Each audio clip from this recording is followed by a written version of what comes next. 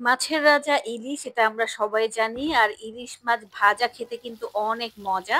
তো আজকে এত মজা করে একটা ইলিশ মাছের ভাজার রেসিপি আপনাদের সাথে শেয়ার করতে যাচ্ছি। আশা করি ফুল রেসিপিটা আপনাদের কাছে আজকে অনেক ভালো লাগবে। দেখতেই পাচ্ছেন মাছের কালারটা মাশাআল্লাহ এতটা সুন্দর এসেছে, জাস্ট অসাধারণ। আসসালামু আলাইকুম, কেমন আছেন সবাই? তো দেখতেই পাচ্ছেন আজকে সকাল সকালই বাসায় ইলিশ মাছ নিয়ে আসা হয়েছে। আর এই ইলিশ মাছটা কিন্তু বড় ইলিশ না, মিডিয়ামের থেকে একটু ছোট সাইজ হবে। তো আপনারা আমার হাতে রেখেছি এইটা দেখেই নিশ্চয়ই সাইজটা বুঝতে পারছেন। তো যাই হোক মাছটা কেটে নিয়েছি, আর মাছটার কাটার ক্লিপসটা ভিডিও শুট করা হয়নি। ভিডিও ঠিকই অন করেছিলাম বাট শুট হয়নি। যাই হোক এক এক করে আমি আঁশ ফালিয়ে পেটটা বের করে মাছটা ভালোভাবে কেটে নিয়েছি। এখন খুব ভালোভাবে মাছটা ধুয়ে নিচ্ছি। তো এক এক করে মাছগুলো আমি খুব ভালোভাবে ধুয়ে নিচ্ছি। নরমালি বেশিরভাগ সময়ই আমি বড় মাছটা আনলে আঁশটা সহ ফ্রিজে রেখে দেই, যদি সংরক্ষণ করার হয়। বাট আজকের মাছগুলো একটু ছোট সাইজের হওয়ার কারণে একেবারে আঁশটা ছাড়িয়ে জাস্ট সাইডের যে অংশগুলো ওগুলো কেটে আর পেটটা বের করে নিয়েছি। তো এটা করার কারণ হচ্ছে যেহেতু ছোট মাছ, তো এর জন্য কেটে নিয়েছি। আর খুব ভালোভাবে ধুয়ে নিচ্ছি একবার। তো ইলিশ মাছ বেশি ধোয়া লাগে না, বেশি হলে ২ বার ধুলেই কিন্তু হয়ে যায়।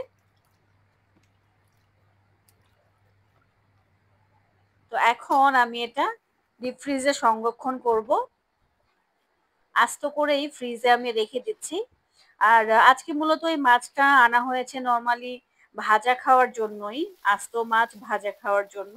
হয়তো ২-১ বার তরকারি রান্না করলে করতেও পারি, বাট ভাজাটাই খেতে অনেক মজা। তো এই তো আমি প্যাকেটিং করে নিয়েছি, এগুলো এখন এভাবে আমি ডিপ ফ্রিজে সংরক্ষণ করে নেব। জাস্ট রান্নার কিছুক্ষণ আগে নামিয়ে নিলেই হয়ে যাবে। তো বাকিগুলো এগুলো আমি ভেজে নেব। তো ভাজা মাছ অবশ্যই আপনারা এইভাবে করে কেটে নেবেন যখন আস্ত কোনো মাছ ভাজবেন, সেটা ইলিশ মাছ হোক কিংবা অন্য কোনো মাছ। কারণ মাছের উপরে যে একটা পাতলা চামড়ার লেয়ার আছে ওই লেয়ারের কারণে কিন্তু ভেতরে মশলা ঢোকে না। তাই এরকম একেবারে পাতলা পাতলা করে সুন্দর করে এভাবে কেটে নেবেন। তো নিশ্চয়ই দেখতে পাচ্ছেন আমি এটা কিভাবে কেটে নিচ্ছি। এই কাজটা আপনারা চাইলে ছুরি দিয়েও করতে পারেন, বটি দিয়েও করতে পারেন, কোনো সমস্যা নেই। তবে চেষ্টা করুন যেন পুরো মাছটা কেটে না যায়, অল্প একটু জাস্ট চিড়ে দেবেন।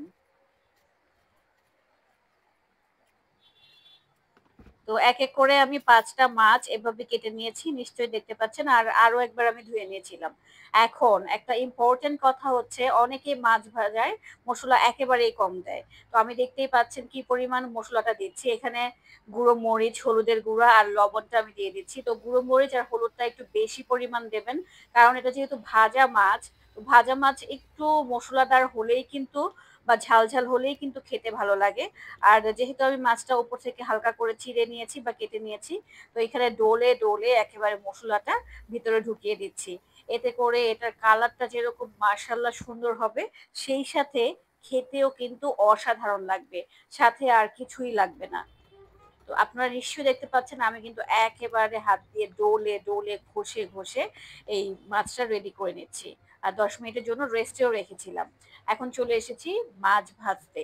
তো ফ্রাইং প্যানে একেবারে অল্প তেল দিয়ে দিয়েছি, কারণ ইলিশ মাছ থেকেও তেল উঠবে। তাছাড়া অত বেশি তেল লাগে না মাছ ভাজতে। যাই হোক প্রথমে আমি ২টা মাছ দিয়ে দিয়েছি, আর প্রতি পাশ আপনারা মিডিয়াম টু লো আছে ৫ মিনিট করে ভেজে নেওয়ার চেষ্টা করবেন। তারপর মাছটা উল্টে দেবেন আর ২ বার মাছটা উল্টিয়ে ভেজে নেবেন। শুকনা মরিচও পাশে ভেজে নিয়েছি, নিশ্চয়ই দেখেছেন। তো পরবর্তী যে ৩টা মাছ রয়ে গিয়েছিল এখন ওইগুলো দিয়ে দিচ্ছি। ওইগুলো ঠিক একইভাবে এপিট ওপিট করে আমি ২ বার উল্টে দিয়ে ভেজে নিয়েছি। তো খুব সুন্দরভাবে দেখতেই পাচ্ছেন আমি উল্টে দিচ্ছি। আর ২টা চামচই ব্যবহার করবেন যদি বড় মাছ হয়। আর তেলও কিন্তু উঠেছে মাছ থেকে। তো ভাজা হয়ে গেছে। মাশাআল্লাহ এর কালারটা দেখতে পাচ্ছেন নিশ্চয়ই অনেক সুন্দর হয়েছে। যেরকম মচমচে হয়েছে আর ভিতরটা ছিল একেবারেই নরম। আলহামদুলিল্লাহ অনেক মজার হয়েছে। আপনারা কিন্তু অবশ্যই আমি যেইভাবে আজকের রেসিপিটা দিয়েছি মাছ ভাজার রেসিপিটা এইভাবে মাছটা ভেজে নেবেন। আশা করছি নিরাশ হবেন না। তো ঝটপট মাছ ভাজা রেডি, এখন জাস্ট গরম ভাতের সাথে সার্ভ করব। আজ এ পর্যন্তই। আল্লাহ হাফেজ। আসসালামু আলাইকুম।